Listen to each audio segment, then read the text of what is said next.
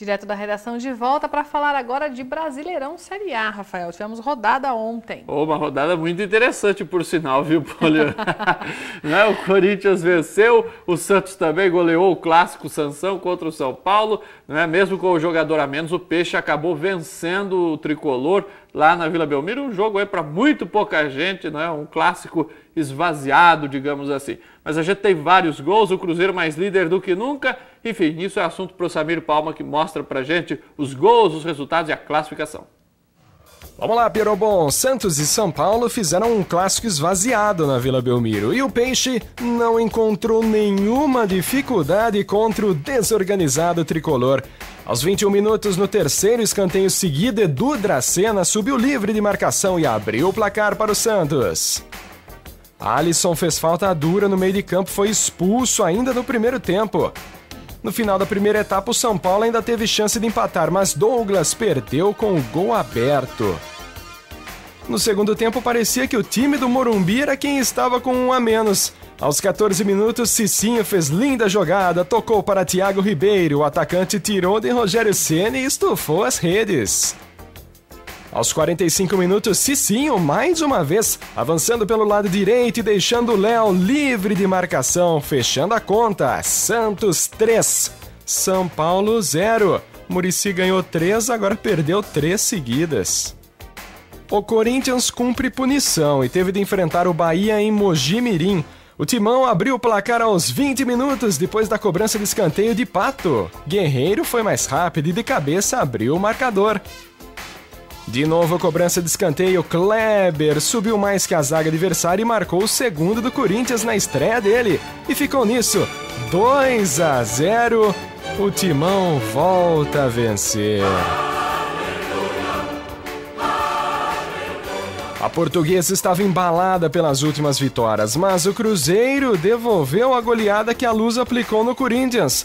Logo aos 5 minutos, Borges dominou e bateu na entrada da área. A bola passou por Lauro, explodiu na trave e sobrou limpa para Everton Ribeiro, que teve apenas o trabalho de completar. Aos 15, Ricardo Goulart soltou a bomba no travessão de Lauro. Num rebote, sobrou nos pés de Borges, que fez o segundo da Raposa. Borges novamente recebe de Everton Ribeiro, cruza rasteiro para dentro da área. William de biquinho apenas completou 3-0. A torcida ainda comemorava quando o Cruzeiro marcou o quarto aos 29, ainda no primeiro tempo. Valdomiro saiu jogando errado, Everton Ribeiro puxou contra-ataque e Goulart chutou. Moisés Moura salvou em cima da linha, a bola sobrou para Borges, que chutou rasteiro. Parecia que seria uma goleada histórica, mas o Cruzeiro tirou o pé e ficou nisso, 4-0. Demais resultados da 25ª rodada, o jogo que já havia acontecido semana passada, Criciúma 1, Atlético Mineiro também 1. Ontem a Ponte perdeu em casa para o Náutico, 2-1. O Grêmio bateu o Atlético Paranaense por 1-0. O Fluminense ficou no empate com o Botafogo no Clássico do Rio, 1-1. Vitória 2, Goiás 1, Coritiba 0, Flamengo 2. E o Vasco da Gama pega o Internacional na noite de hoje às 9. Classificação de momento do Brasileirão, Cruzeiro segue na liderança, 11 pontos à frente do Grêmio, tem 56, o Grêmio tem 45, o Botafogo é o terceiro com 43, o Atlético Paranaense tem 41. Aí vem Vitória com 37, Santos 36, Atlético Mineiro 35 pontos, Fluminense é o oitavo com 34, Corinthians 34, Internacional também 34. Flamengo 11º com 33, Goiás também 33, o Bahia 32. A Portuguesa tem 31 pontos na 14ª colocação, Curitiba é o 15º com 31, aí o São Paulo é o 16º com 27 pontos ganhos. Os 4 últimos, Criciúma 25, Vasco 25, Ponte Preta 22 e o Náutico tem apenas 17 pontos, é o lanterna do Brasileirão.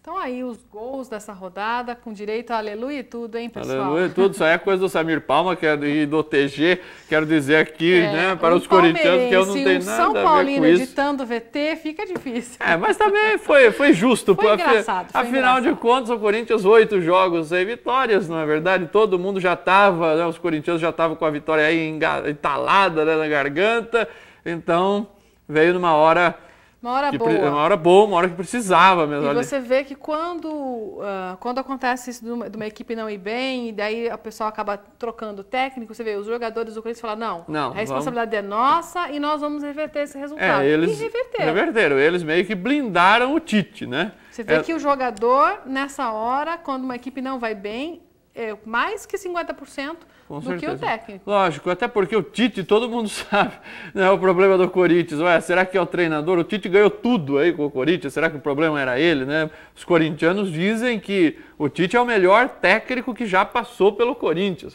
até porque ele conquistou os títulos. Os resultados estão aí para confirmar. Ele só ganhou os títulos que o Corinthians ainda não tinha e que os corintianos queriam. Então, na verdade, esse resultado foi importante. É claro que não é o que o Corinthians quer, evidentemente, né? Está muito aquém do esperado para esse semestre, o Corinthians, mas enfim, pelo menos, né, dá aquela respirada, porque senão daqui a pouco o Corinthians ia estar beirando ali a zona do rebaixamento. Ia disputar com o São Paulo ali Pois é. Eu acho que nessa rodada quem conquistou o resultado importante foi o Grêmio, que com essa vitória sobre o Atlético Paranaense ele consegue aí abrir vários pontos do quinto colocado, que é o Vitória. Então o Grêmio agora foi para 45, ele tem 8 pontos a mais que a equipe do Vitória, já está acho que praticamente garantido na Libertadores. O Cruzeiro, com essa goleada sobre a Portuguesa, aí, com os 2 gols do Borges e tudo mais, ele vai para 56, ele abre 11 pontos sobre o segundo colocado, que é o Grêmio,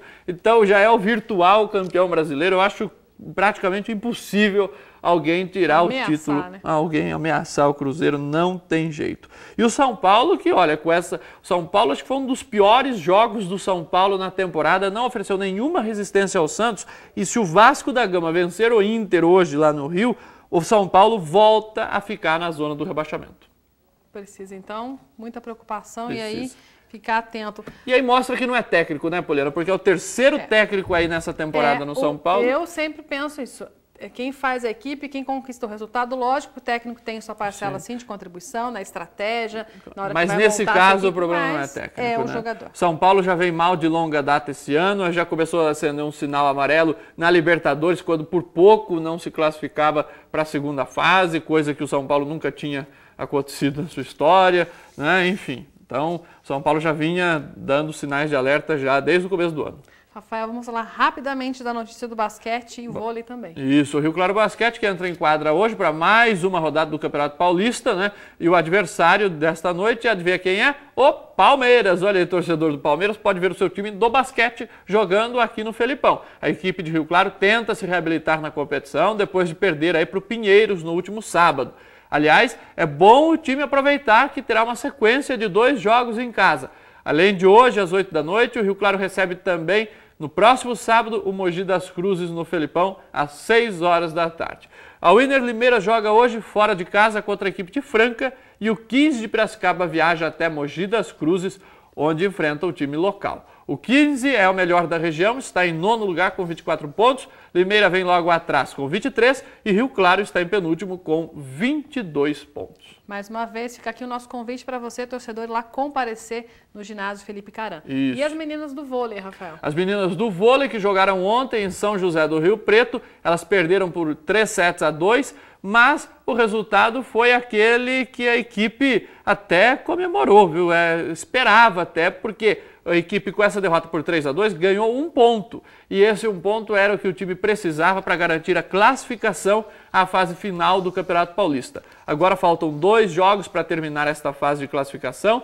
E sábado a equipe recebe Piracicaba no Mané Bortolotti com entrada franca. Depois termina a sua participação nesta fase contra a equipe de São José. A única definição que falta agora é se a equipe termina em 2º, 3º ou 4º lugar. Aí as meninas dão uma pausa no Campeonato Paulista e disputam na segunda quinzena agora deste mês os Jogos Abertos do Interior, que é uma competição importantíssima. E aí depois sim elas voltam a focar o Campeonato Paulista para a fase final. Rafael, estouramos todos os minutos que tínhamos. Um abraço, até amanhã, boa tarde. Já a redação volta ao longo da tarde. Até lá.